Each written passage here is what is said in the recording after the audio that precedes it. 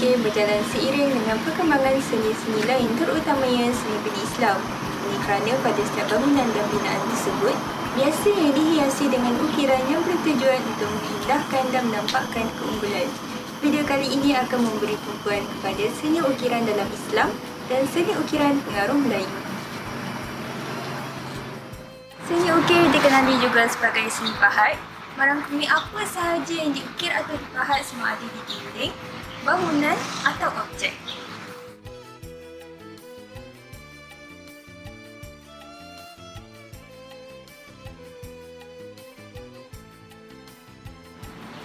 Zaman keemasan kesenian Islam bermula pada tahun 750 Masihi apabila seni tembikar, seni kaca, tekstil dan pertukangan kayu mula berkembang.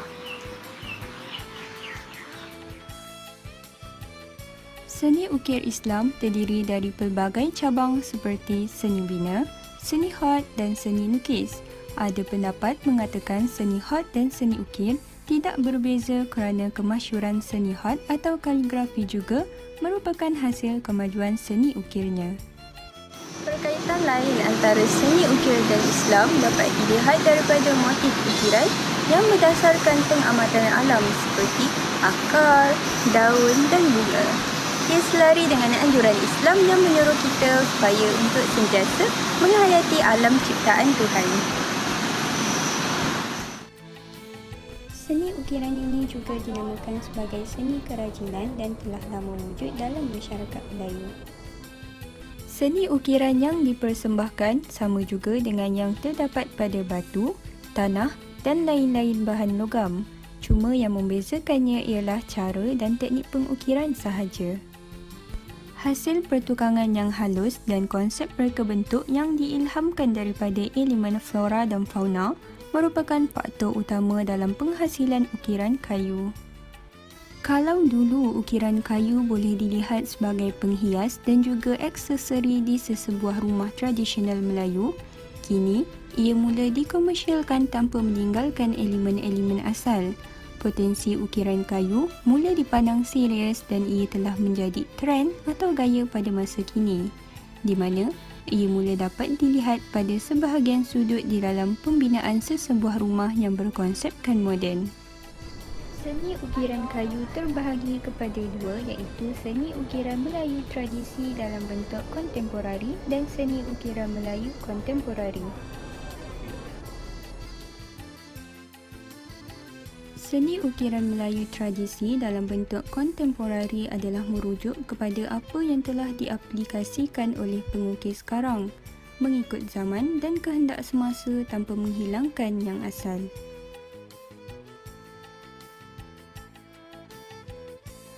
Manakala seni ukir Melayu kontemporari pula adalah seni yang mementingkan pada keperluan waktu itu dan lebih kepada hiburan mata yang mana ia cantik dan indah apabila dilihat. Pelbagai usaha dan kajian telah dilakukan dalam memastikan seni ukiran ini akan terus wujud dan dihargai.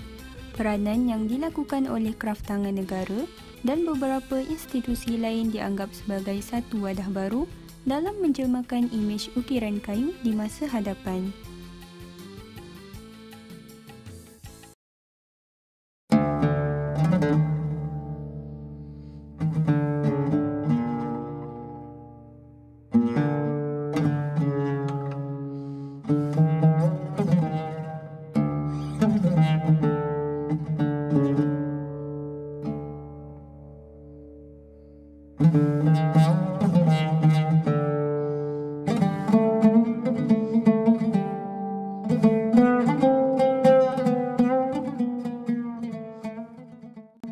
Assalamualaikum and hi. Tahukah kalian apakah maksud seni khat? Khat adalah merupakan salah satu kesenian yang sangat halus dan indah. Ia lahir dan berkembang dalam penulisan Arab dan menjadi sebahagian daripada peradaban Islam. Terdapat 3 jenis khat yang biasa kita ketahui dan lazim digunakan pada masa kini, antaranya ialah khat nasah, sulus dan riq'ah.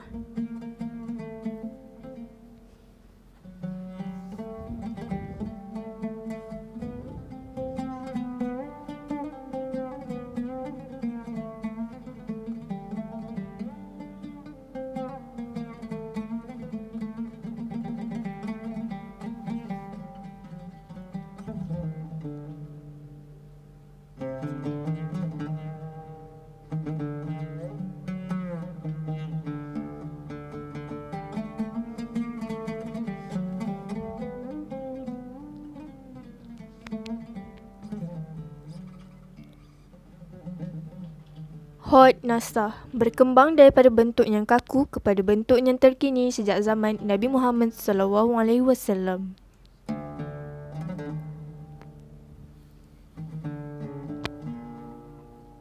Hot Sulus merupakan hot yang paling sukar dan sering digunakan pada dinding dan kubah-kubah masjid.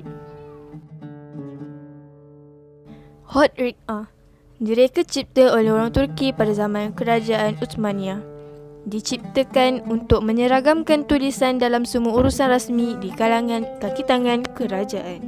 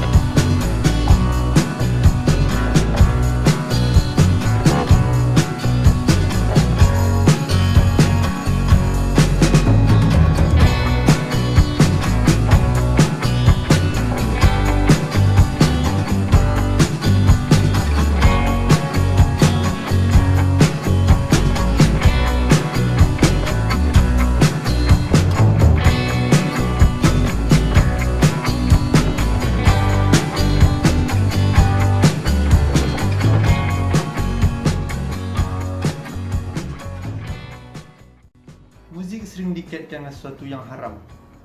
Betul ke muzik itu haram?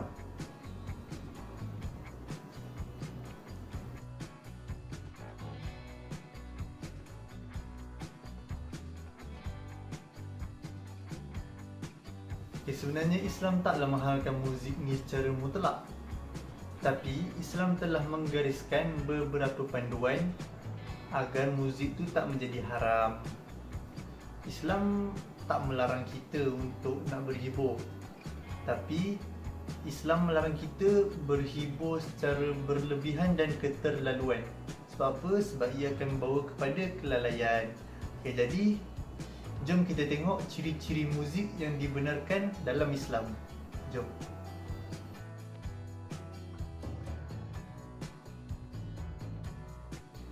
Okey, yang pertama adalah muzik yang lembut dan berdisiplin. Muzik yang lembut dan berdisiplin dapat mendatangkan ketenangan dalam hati dan dapat membawa satu aura positif dalam diri. Dan begitulah sebaliknya. Dan menurut psikologi, irama sesebuah muzik tu dapat mempengaruhi emosi dan juga perasaan seseorang. Dan muzik yang lembut ini juga dapat menjadi satu terapi kepada diri kita. So, nak tahu macam mana contoh muzik yang lembut dan berdisiplin? Okey, jom kita tengok.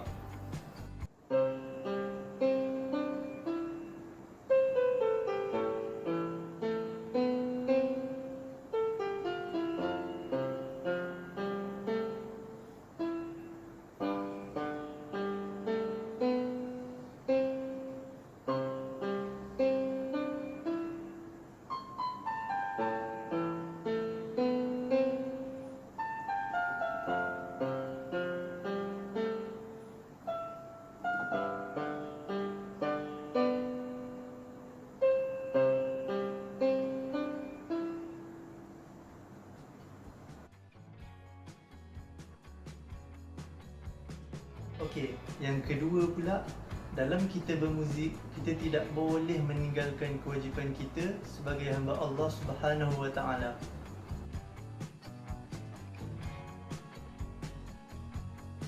Allahu Akbar,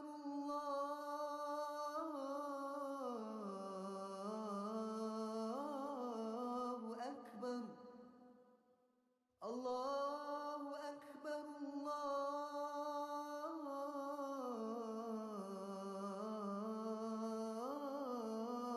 Akbar.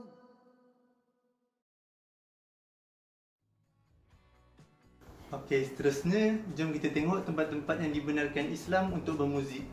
Okey, di antara tempat yang dibenarkan Islam untuk bermuzik ialah seperti di dalam sebuah konsert yang mana penonton di antara lelaki dan perempuannya diasingkan, tidak bercampur.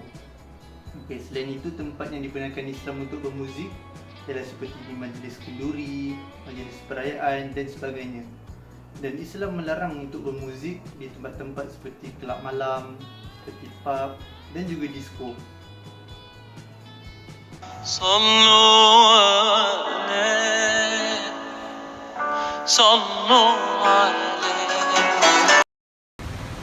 Ribu-ribu pohon mengkudu, cincin permata jatuh ke ruang. Rindu-rindu sebut namaku, air matamu jangan dibuang.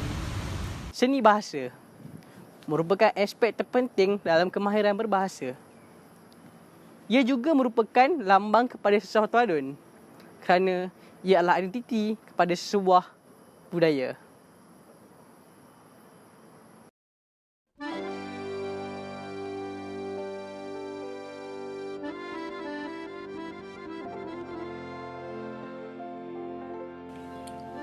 Asal-usul bahasa Melayu agak kabur.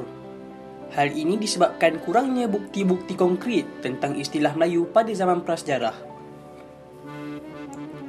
Tarikh awal penggunaan perkataan Melayu tidak dapat dipastikan. Kata Melayu merujuk kepada orang dan bahasa, iaitu rata-rata penduduk yang beragama Islam dan mendiami hampir keseluruhan kawasan Asia Tenggara. Para penyidik juga mendapati bahawa terdapat bukti-bukti penggunaan perkataan Melayu pada kurun ke-7 Masihi. Tulisan bahasa Melayu dapat dilihat pada batu bersurat di Terengganu.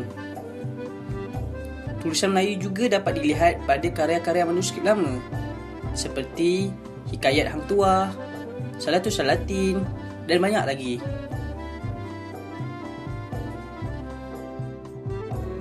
Kesenian bahasa Melayu sangat unik. Ia mampu meningkatkan daya kreativiti penggunanya. Penggunaan bahasa Melayu tidaklah terikat kepada orang Melayu saja. Kita sudah maklum bahawa Malaysia merupakan sebuah negara yang berbilang kaum.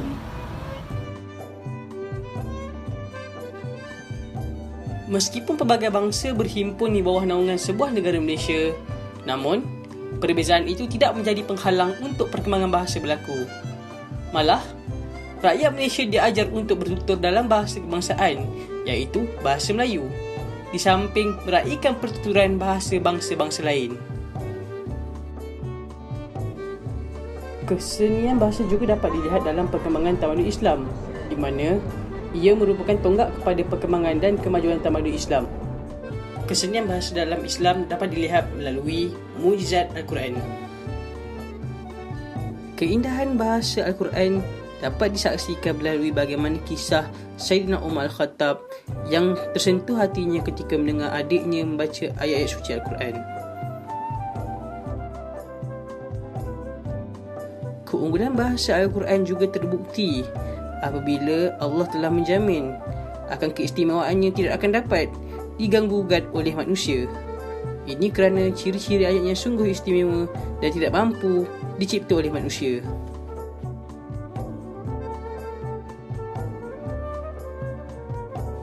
Seni bahasa tidaklah terikat kepada perkataan yang verbal sahaja. Ia juga termasuklah non-verbal.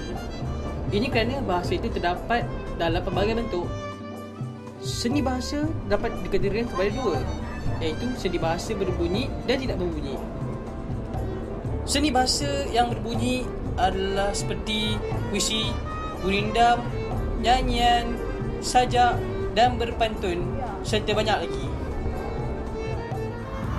Bagi seni non-verbal, ia adalah sebuah seni yang tidak berbunyi tapi ia dihasilkan untuk paparan, seperti ilustrasi, tulisan khat, grafiti dan segala apa juga bentuk-bentuk tulisan yang boleh dibaca dalam bentuk yang kreatif. Wanita Turus itu tidak terusik. Dirinya rembulan tercantik di Tasik. Hujahnya tetap berlandas keikhlasan. Hajatnya juga tak lain perubahan. Seni merupakan satu anugerah yang indah, ciptaan Allah SWT untuk manusia yang berfikir. Melalui seni dan usaha-usaha yang kreatif dapat dilihat untuk memaksimalkan manfaat kehidupan yang dikurniakan oleh Allah.